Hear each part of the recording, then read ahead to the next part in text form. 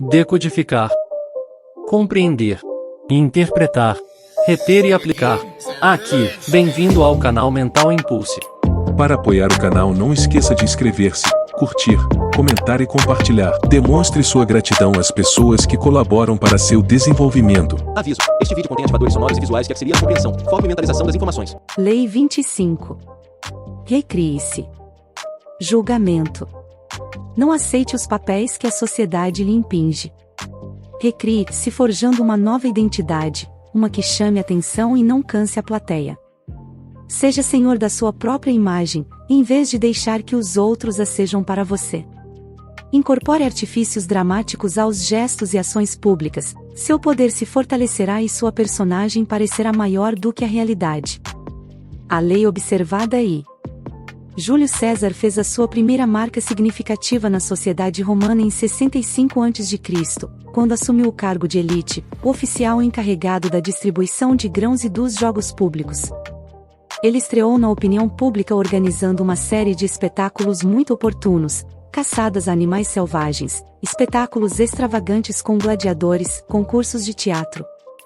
Em várias ocasiões ele pagou do seu próprio bolso esses espetáculos. Para o homem comum, Júlio César estava indelevelmente associado a estes eventos que o povo adorava. À medida que foi ascendendo até o posto de cônsul, sua popularidade entre as massas foi a base para o seu poder. Ele tinha criado para si mesmo a imagem de ótimo empresário de espetáculos para o público. O homem que pretende fazer fortuna nesta antiga capital do mundo Roma deve ser um camaleão capaz de refletir as cores da atmosfera que o circunda, um Proteus capaz de assumir qualquer forma.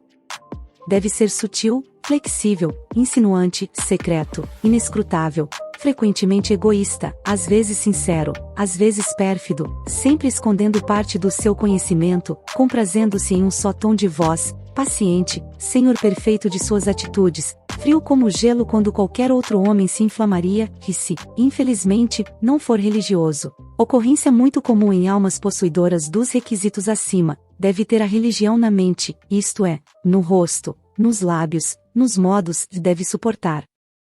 Em silêncio, se for um homem honesto, a necessidade de se saber um consumado hipócrita. O homem cuja alma odiaria tal vida deve deixar Roma e buscar fortuna em outro lugar. Não sei se estou tecendo louvores a mim mesmo ou me desculpando, mas de todas essas qualidades só possuo uma, isto é, a flexibilidade. Memórias, Giovanni Casanova, de 1725 a 1798. Em 49 a.C., Roma estava à beira de uma guerra civil entre líderes rivais, César e Pompeu. No auge da tensão, César, viciado em teatro, foi assistir a uma apresentação e depois, pensativo, ficou vagando na escuridão do seu acampamento às margens do Rubicão, rio que divide a Itália da Gália, onde estava em campanha. Atravessar o Rubicão com seus soldados de volta para a Itália significaria deflagrar uma guerra com Pompeu. Diante da sua equipe, César discutia os dois lados da questão, formando as opções como um ator no palco, um precursor de Hamlet. Finalmente, dando um fim a este solilóquio, ele apontou para uma visão aparentemente insignificante à margem do rio, um soldado muito alto tocando a sua trombeta e depois atravessando a ponte sobre o Rubicão, e pronunciou: aceitemos isso como um sinal dos deuses e sigamos até onde eles acenam, vingando-nos de nossos inimigos hipócritas. A sorte está lançada. Tudo isto ele falou num tom portentoso e dramático, gesticulando em direção ao rio e olhando firme para seus generais. Ele sabia que esses generais ainda estavam indecisos, mas a sua oratória os convenceu pela dramaticidade do momento e a necessidade de aproveitar a ocasião. Um discurso mais prosaico não teria surtido o mesmo efeito. Os generais aderiram à sua causa, César e seu exército cruzaram o Rubicão e no ano seguinte venceram Pompeu. E César foi ditador de Roma. Na guerra, César sempre representou com prazer o papel de protagonista. Era um cavaleiro tão hábil quanto qualquer um dos seus soldados, e se orgulhava de superá-los na bravura e na resistência. Ele entrava na batalha montado no cavalo mais forte, para que seus soldados o vissem no meio deles, incentivando-os, posicionando-se sempre no centro, símbolo divino de poder e modelo a ser seguido. De todos os exércitos de Roma, o de César era o mais dedicado e fiel. Seus soldados, como os plebeus que assistiam aos seus espetáculos circenses, identificavam-se com ele e com a sua causa. Depois da derrota de Pompeu, os espetáculos se tornaram ainda mais grandiosos. Nunca se vira nada igual em Roma. As corridas de bigas se tornaram ainda mais espetaculares, as lutas de gladiadores mais dramáticas, enquanto César encenava combates mortais entre a nobreza romana. Ele organizava enormes batalhas navais simuladas num lago artificial. Peças de teatro eram representadas em todos os pátios romanos. Um novo teatro gigantesco foi construído descendo dramaticamente a rocha Tarpeia. Multidões de todo o império afluíam a esses eventos, as estradas de Roma ficavam repletas de tendas de visitantes. E, em 45 a.C., escolhendo o momento certo para sua entrada triunfal na cidade, César trouxe Cleópatra para Roma depois da sua campanha no Egito e encenou espetáculos ainda mais extravagantes. Estes eventos não eram só um artifício para distrair as massas, eles melhoravam extraordinariamente o conceito do público sobre o caráter de César e o tornavam maior do que realmente era. César era senhor da sua imagem pública, a qual estava sempre atento. Ele aparecia diante das multidões vestido com mantos vistosos cor de púrpura. Ninguém o superava. Era notoriamente vaidoso da sua aparência, e dizia-se que um dos motivos de gostar tanto de ser homenageado pelo Senado e pelo povo era que nessas ocasiões podia usar uma coroa de louros que lhe disfarçava a careca. César era um orador magistral. Sabia dizer muito falando pouco, intuía o momento certo de terminar um discurso. Jamais deixava de incorporar um elemento de surpresa às suas aparições públicas, algum pronunciamento espantoso que acentuava a sua dramaticidade. Imensamente popular entre o povo romano, César era odiado e temido por seus rivais. Nos idos de março, 15 de março, do ano 44 a.C., um grupo de conspiradores liderados por Brutus e Cassius o cercaram no Senado e o mataram a facadas. Mesmo morrendo, ele manteve o seu senso dramático. Erguendo a parte de cima da túnica, ele soltou a parte de baixo de modo a deixá-la cair sobre as pernas, para morrer coberto e decente. Segundo o historiador romano Suetônio, suas últimas palavras ao velho amigo Brutus, que ia lhe dar o segundo golpe, foram em grego e como se ensaiadas para o final de uma peça: até tu, meu filho?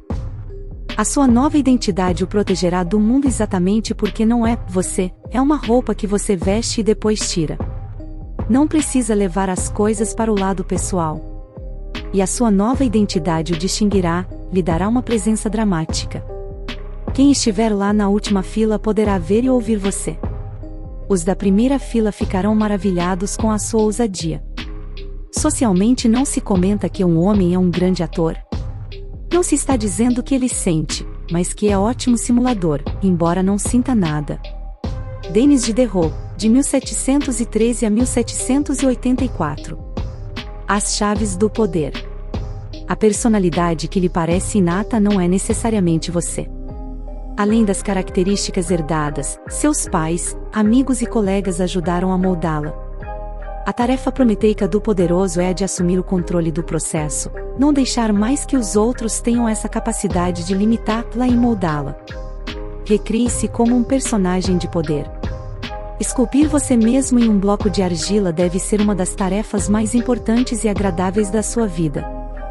Faz de você basicamente um artista criando a si próprio. De fato, a ideia da autocriação vem do mundo artístico. Durante milhares de anos, só os reis e os mais altos cortesãos eram livres para moldar a sua imagem pública e determinar a sua própria identidade. Da mesma forma, só os reis e os senhores mais ricos podiam contemplar a sua própria imagem na arte, e conscientemente alterá-la. O resto da humanidade representava um papel restrito exigido pela sociedade, e tinha pouca consciência de si mesma. Uma mudança nesta condição pode ser vista no quadro de Velázquez, Las Minas, feito em 1656. O artista aparece à esquerda na tela, de pé diante de uma tela que ele está pintando, mas de costas para nós, não podemos vê-lo. Ao seu lado está uma princesa, suas criadas e um dos anões da corte, todos observando-o trabalhar.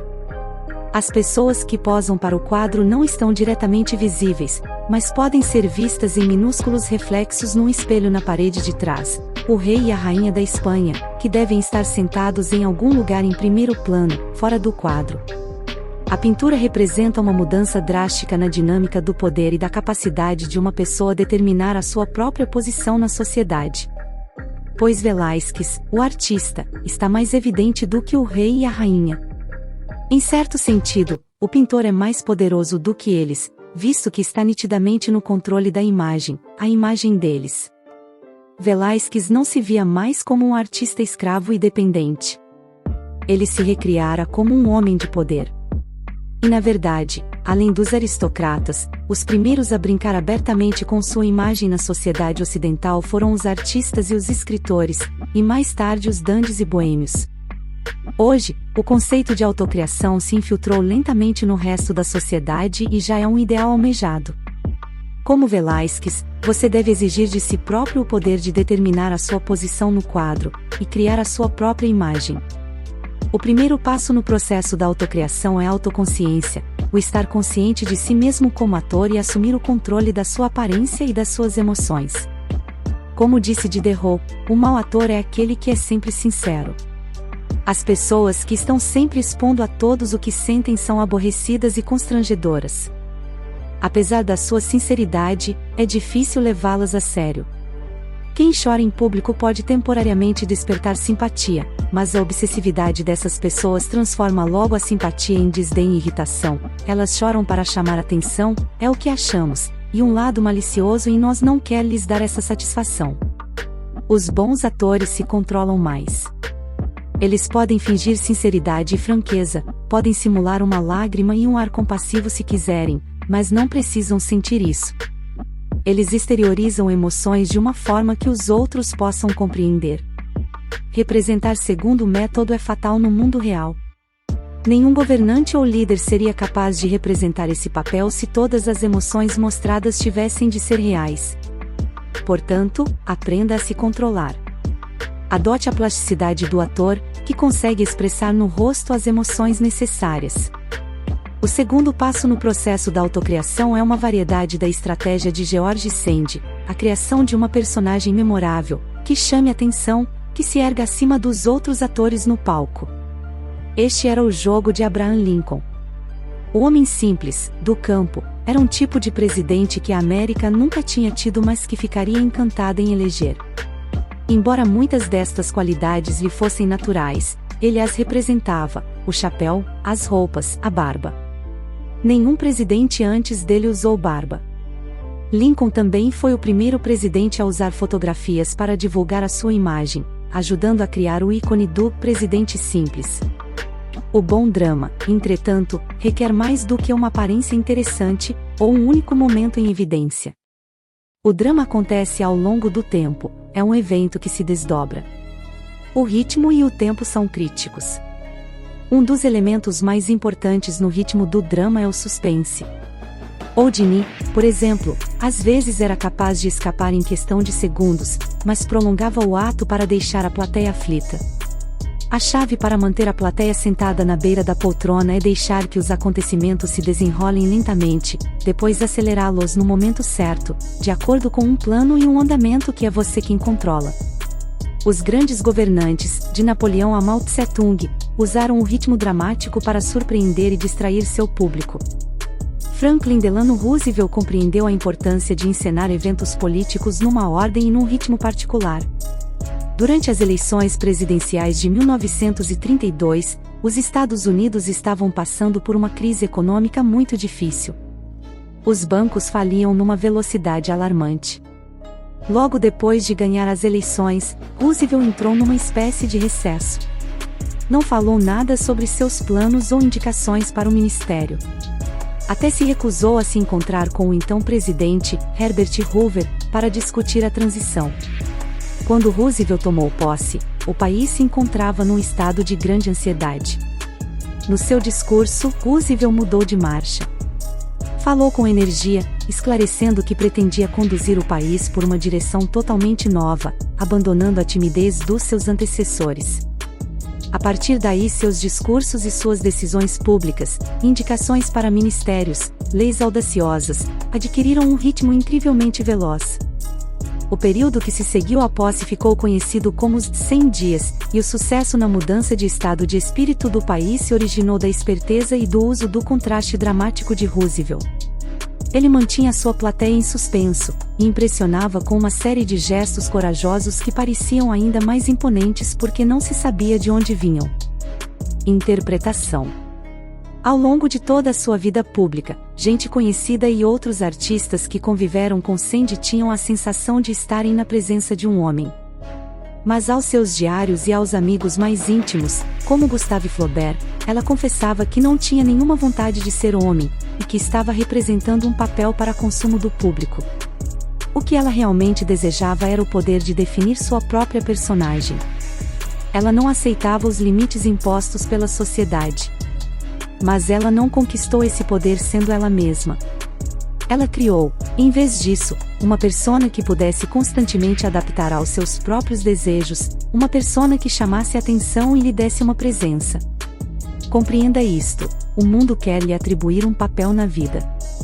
E no momento em que você aceitar este papel, estará perdido.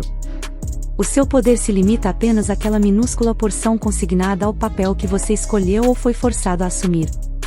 Um ator, pelo contrário, representa vários papéis. Goze deste poder multiforme, mas se isso não for possível, forge pelo menos uma nova identidade, criada por você mesmo, sem os limites definidos por um mundo invejoso e ressentido. Esta é a rebeldia de Prometeu. Você se torna responsável por sua própria criação. A sua nova identidade o protegerá do mundo exatamente porque não é você, é uma roupa que você veste e depois tira. Não precisa levar as coisas para o lado pessoal. E a sua nova identidade o distinguirá, lhe dará uma presença dramática. Quem estiver lá na última fila poderá ver e ouvir você. Os da primeira fila ficarão maravilhados com a sua ousadia. Socialmente não se comenta que um homem é um grande ator. Não se está dizendo que ele sente, mas que é ótimo simulador, embora não sinta nada. Denis Diderot, de 1713 a 1784. As chaves do poder. A personalidade que lhe parece inata não é necessariamente você. Além das características herdadas, seus pais, amigos e colegas ajudaram a moldá-la. A tarefa prometeica do poderoso é a de assumir o controle do processo, não deixar mais que os outros tenham essa capacidade de limitá-la e moldá-la. Recrie-se como um personagem de poder. Esculpir você mesmo em um bloco de argila deve ser uma das tarefas mais importantes e agradáveis da sua vida. Faz de você basicamente um artista criando a si próprio. De fato, a ideia da autocriação vem do mundo artístico. Durante milhares de anos, só os reis e os mais altos cortesãos eram livres para moldar a sua imagem pública e determinar a sua própria identidade. Da mesma forma, só os reis e os senhores mais ricos podiam contemplar a sua própria imagem na arte, e conscientemente alterá-la. O resto da humanidade representava um papel restrito exigido pela sociedade, e tinha pouca consciência de si mesma. Uma mudança nesta condição pode ser vista no quadro de Velázquez, Las Ninas, feito em 1656. O artista aparece à esquerda na tela, de pé diante de uma tela que ele está pintando, mas de costas para nós, não podemos vê-lo. Ao seu lado está uma princesa, suas criadas e um dos anões da corte, todos observando-o trabalhar. As pessoas que posam para o quadro não estão diretamente visíveis, mas podem ser vistas em minúsculos reflexos num espelho na parede de trás. O rei e a rainha da Espanha, que devem estar sentados em algum lugar em primeiro plano, fora do quadro. A pintura representa uma mudança drástica na dinâmica do poder e da capacidade de uma pessoa determinar a sua própria posição na sociedade. Pois Velázquez, o artista, está mais evidente do que o rei e a rainha. Em certo sentido, o pintor é mais poderoso do que eles, visto que está nitidamente no controle da imagem, a imagem deles. Velázquez não se via mais como um artista escravo e dependente. Ele se recriara como um homem de poder. E na verdade, além dos aristocratas, os primeiros a brincar abertamente com sua imagem na sociedade ocidental foram os artistas e os escritores, e mais tarde os dandies e boêmios. Hoje, o conceito de autocriação se infiltrou lentamente no resto da sociedade e já é um ideal almejado. Como Velázquez, você deve exigir de si próprio o poder de determinar a sua posição no quadro, e criar a sua própria imagem. O primeiro passo no processo da autocriação é a autoconsciência, o estar consciente de si mesmo como ator e assumir o controle da sua aparência e das suas emoções. Como disse Diderot, o mau ator é aquele que é sempre sincero. As pessoas que estão sempre expondo a todos o que sentem são aborrecidas e constrangedoras. Apesar da sua sinceridade, é difícil levá-las a sério. Quem chora em público pode temporariamente despertar simpatia, mas a obsessividade dessas pessoas transforma logo a simpatia em desdém e irritação. Elas choram para chamar atenção, é o que achamos, e um lado malicioso em nós não quer lhes dar essa satisfação. Os bons atores se controlam mais. Eles podem fingir sinceridade e franqueza, podem simular uma lágrima e um ar compassivo se quiserem, mas não precisam sentir isso. Eles exteriorizam emoções de uma forma que os outros possam compreender. Representar segundo o método é fatal no mundo real. Nenhum governante ou líder seria capaz de representar esse papel se todas as emoções mostradas tivessem de ser reais. Portanto, aprenda a se controlar. Adote a plasticidade do ator, que consegue expressar no rosto as emoções necessárias. O segundo passo no processo da autocriação é uma variedade da estratégia de George Sand, a criação de uma personagem memorável, que chame atenção, que se erga acima dos outros atores no palco. Este era o jogo de Abraham Lincoln. O homem simples, do campo, era um tipo de presidente que a América nunca tinha tido, mas que ficaria encantada em eleger. Embora muitas destas qualidades lhe fossem naturais, ele as representava: o chapéu, as roupas, a barba. Nenhum presidente antes dele usou barba. Lincoln também foi o primeiro presidente a usar fotografias para divulgar a sua imagem, ajudando a criar o ícone do presidente simples. O bom drama, entretanto, requer mais do que uma aparência interessante, ou um único momento em evidência. O drama acontece ao longo do tempo, é um evento que se desdobra. O ritmo e o tempo são críticos. Um dos elementos mais importantes no ritmo do drama é o suspense. Houdini, por exemplo, às vezes era capaz de escapar em questão de segundos, mas prolongava o ato para deixar a plateia aflita. A chave para manter a plateia sentada na beira da poltrona é deixar que os acontecimentos se desenrolem lentamente, depois acelerá-los no momento certo, de acordo com um plano e um andamento que é você quem controla. Os grandes governantes, de Napoleão a Mao Tse-tung, usaram o ritmo dramático para surpreender e distrair seu público. Franklin Delano Roosevelt compreendeu a importância de encenar eventos políticos numa ordem e num ritmo particular. Durante as eleições presidenciais de 1932, os Estados Unidos estavam passando por uma crise econômica muito difícil. Os bancos faliam numa velocidade alarmante. Logo depois de ganhar as eleições, Roosevelt entrou numa espécie de recesso. Não falou nada sobre seus planos ou indicações para o ministério.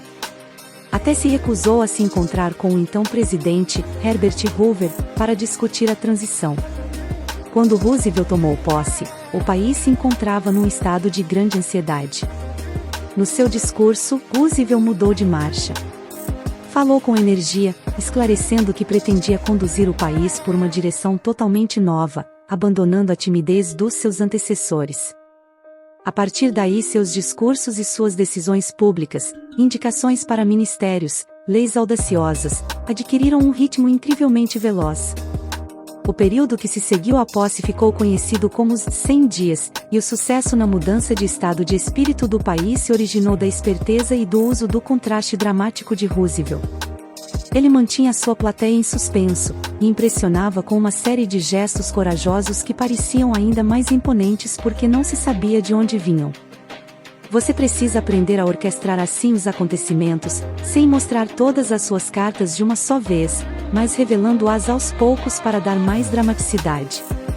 Além de disfarçar inúmeros pecados, o bom drama pode também confundir e enganar o seu inimigo. Durante a Segunda Guerra Mundial, o dramaturgo alemão Bertolt Brecht estava em Hollywood, escrevendo para o cinema. Depois da guerra, ele foi intimado a se apresentar diante da Comissão de Atividades Anti-Americanas para responder sobre a sua suposta simpatia pelos comunistas.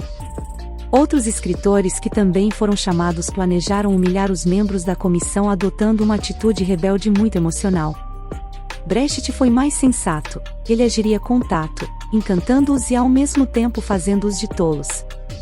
Ensaiou cuidadosamente as suas respostas e levou alguns acessórios, notadamente um charuto, que fumou, sabendo que o chefe da comissão gostava de charutos. E na verdade ele distraiu a comissão com respostas bem arquitetadas mas ambíguas, engraçadas e com duplo sentido. Em vez de um discurso irado e franco, Brecht os atordoou com uma produção encenada, e eles o deixaram ir impune.